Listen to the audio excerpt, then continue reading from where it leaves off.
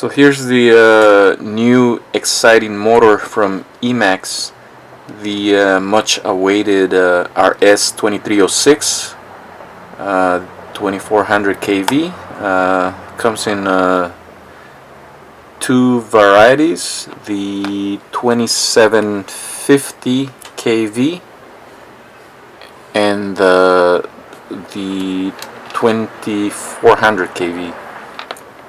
So two interesting KV values. As usual, it comes in a nice plastic box with all kinds of anti-counterfeiting stickers and stuff. So you gotta make sure you get it in this kind of packaging to avoid counterfeits. They pretty much they've been including the stickers, and I see that they don't include the Allen wrenches anymore. They used to include these every time, but not anymore. I got plenty of those laying around. So the motor comes well packaged. Comes with two sets of screws, and kind of a nice touch. They tell you which ones to use for the two different arm thicknesses, for 4mm and for 3mm. So that's pretty good. That's to avoid messing up the windings if you use two long screws and end up going through all the way to the windings. So that's a nice touch. And I also see they include an extra shaft retaining screw and washer, so that's another nice touch. By the way, I've also seen on the some of the posts on RC groups, they're gonna have the replacement belts available. It comes in a box of 2, so that's another good thing. These will be very serviceable because the retaining screw is actually pretty sturdy, so it's very easy to remove. It's not like the DYS ones that are kind of hard. You have to use the soldering iron trick. This one just comes off pretty easy with a good Allen wrench. You just gotta remove it slowly, and it'll come off. So the bell is pretty much similar to the RS2205S. It's got the cooling vanes, and the magnets are pretty beefy, pretty chunky. They're as you can see, they're curved magnets, and they're pretty well packaged, so there's not much gap in between magnets. So onto the stator, as shown on the specs, they're using 0.15mm laminations. The height of the stator is as spec'd. It is a 6mm high, tall stator. So no surprises there. The windings looks like they're multi-strand, and they do some kind of funky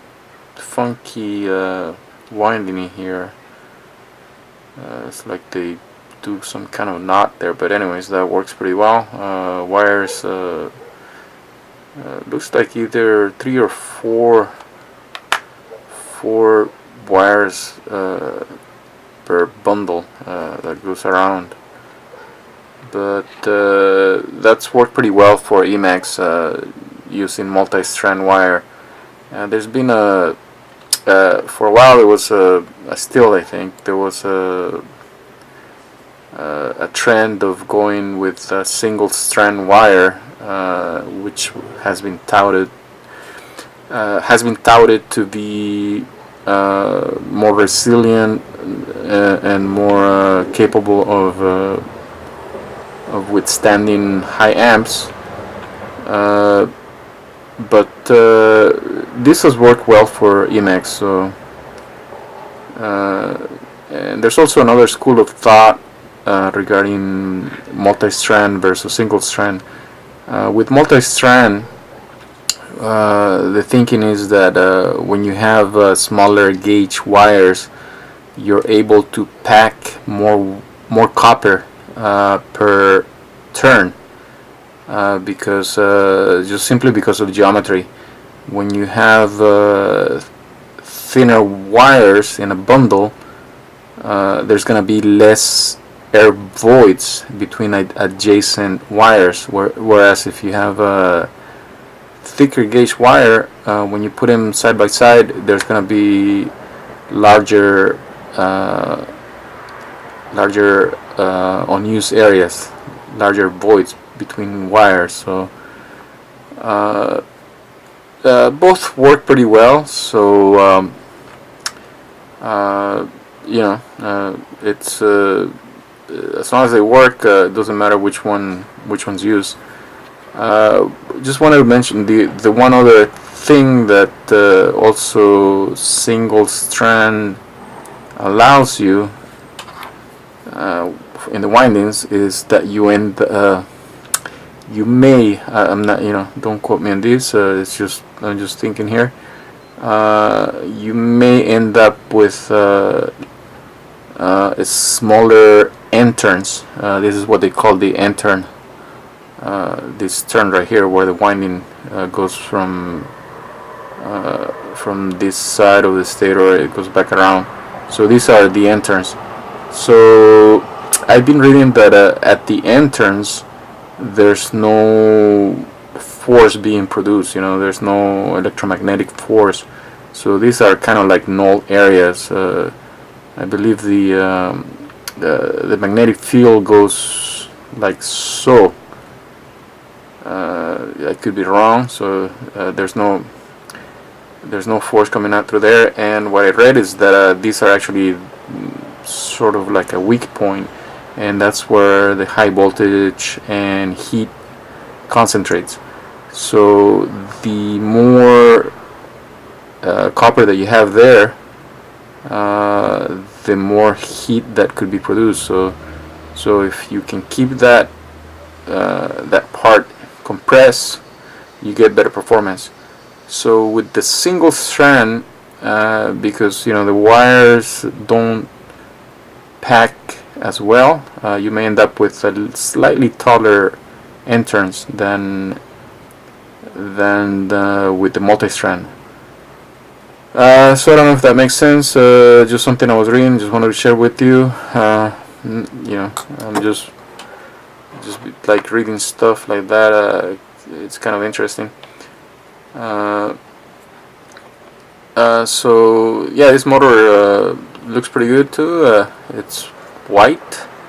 Don't know how good this is gonna keep clean, but it certainly looks pretty slick. It's kind of like a matte white finish. Looks pretty good, I think.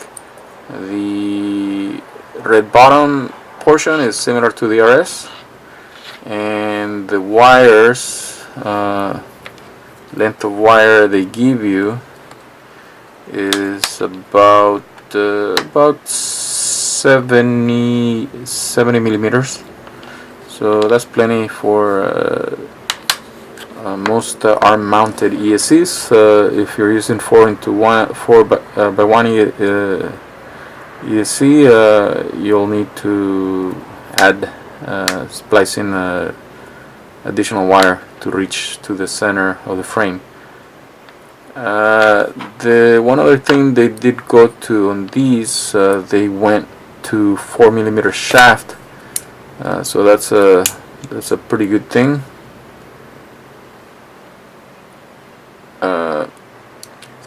You know, thicker shaft, stronger, and they do use a fully hollow shaft, so that's hollow all the way through. That much else to say. So, you know, we'll go on to the actual thrust test and see how these motors perform.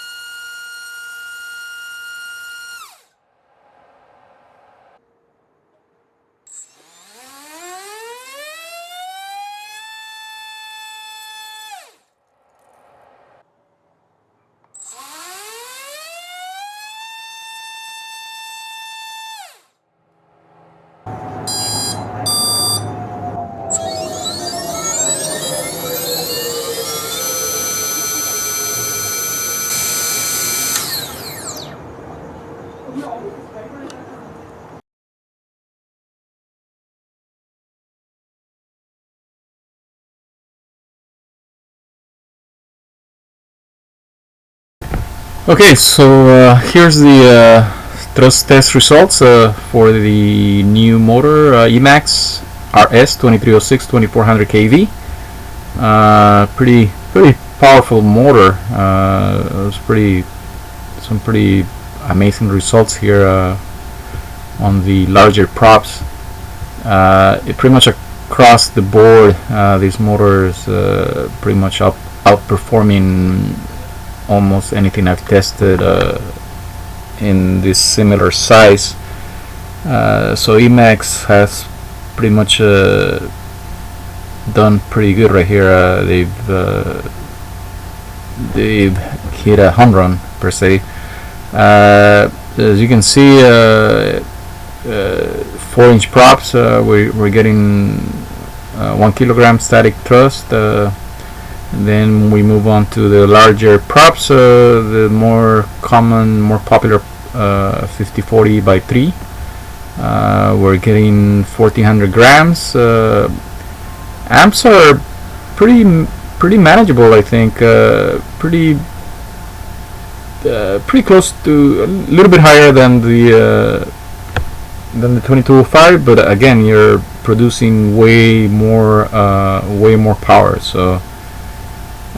So we'll check out, compare it, you know, at the 700 and 500. At the 700 thrust point, we'll see how it compares to the 2205.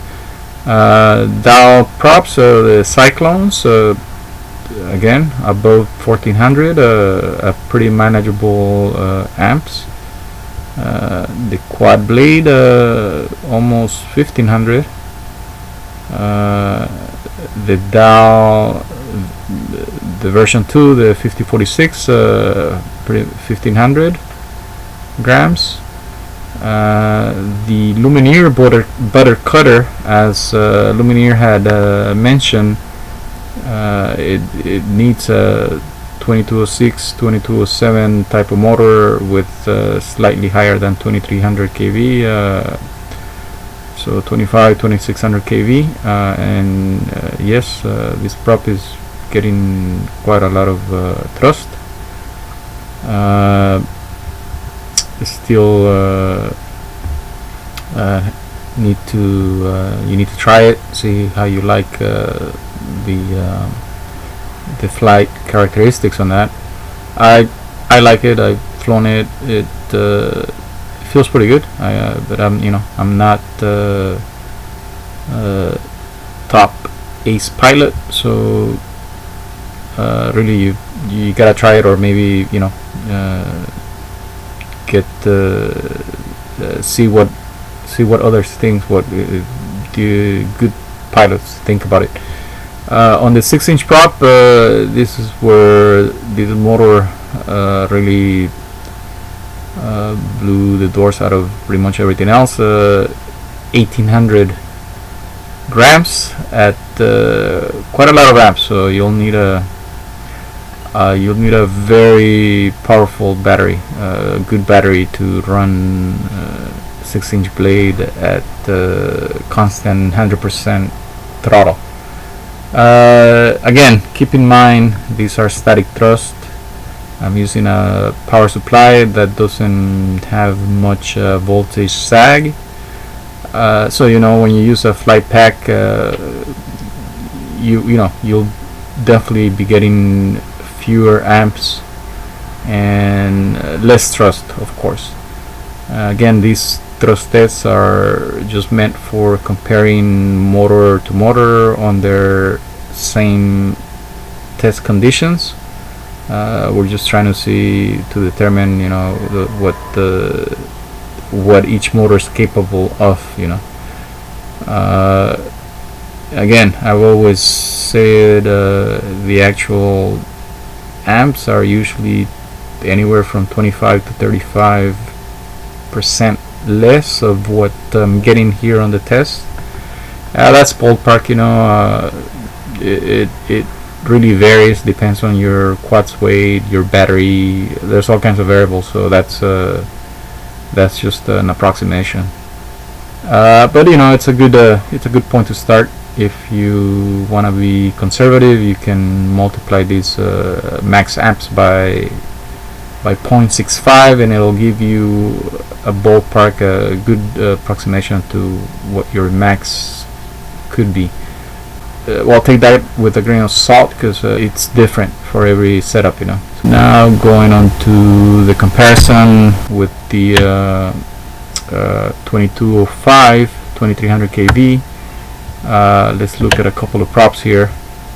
The 4040 by 3, pretty close.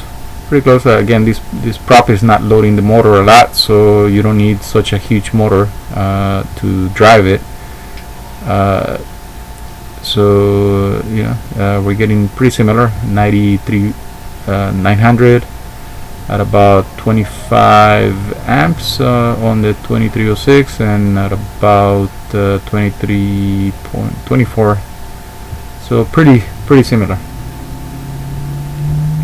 Now let's look at the more commonly used 5040 by 3. Right here I used the DYS there, HQ here. They're about the same performance for both. So yeah, we got a slightly higher KV here, so a little bit more thrust, little bit more amps. So let's see, this one's slightly better. So for that prop, I really think the 2205 S version would probably match better.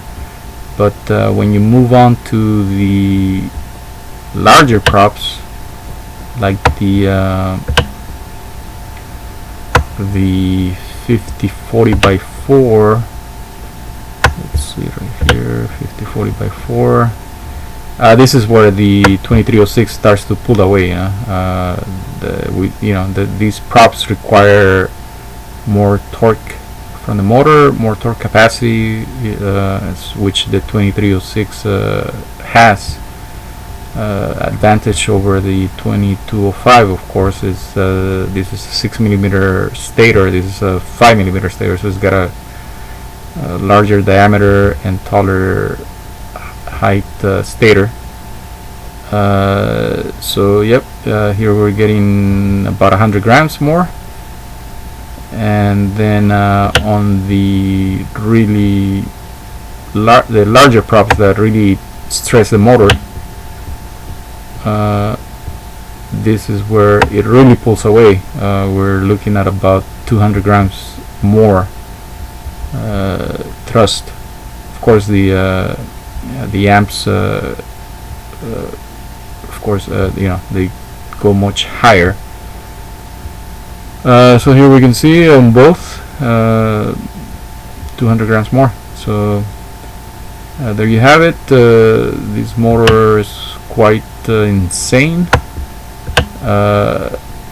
Weight is not much more than the 2205, so this one's gonna be definitely a good motor to slap on your speed demon of a quad. So yep, this should be a good selling motor for EMAX. Now you just gotta wait to see as people abuse it and stress it. We'll get reports of how strong the motor really is. It certainly looks very well made, as per EMAX's quality. They've been doing pretty good work on motors. For the most part, I think large majority of people are always pretty happy with their EMAX motors. So yep, looks like they got a winner. So thanks for watching. I'll have the 2750KV results in a few days. So keep checking. See you next time.